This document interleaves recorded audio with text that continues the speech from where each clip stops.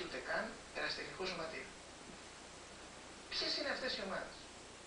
Και θα τις απαριθμίσω μία-μία.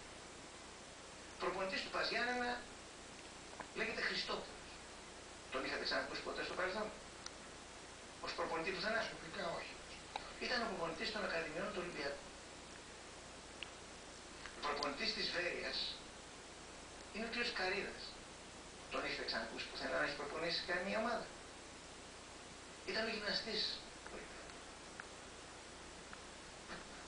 Λύνει και δένει στον Πλατανιά Χανίων ο Ξινταβελώνης, ο οποίος ήταν επίσης στις Ακαδημίες του Ολυμπιακού.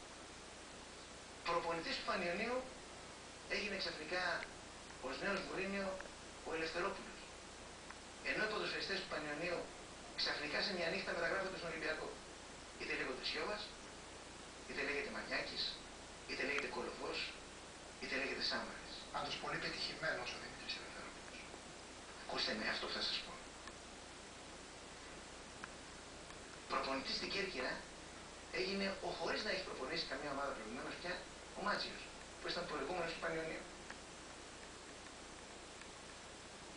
Αυτά δεν είναι τυχαία πράγματα. Πάντως κάνατε ένα άλμα. Ήσασταν στην περίοδο Θα πάμε των κασετών, δεν έκανα, αφήστε, των υποκρατικών κασετών. αγορεύω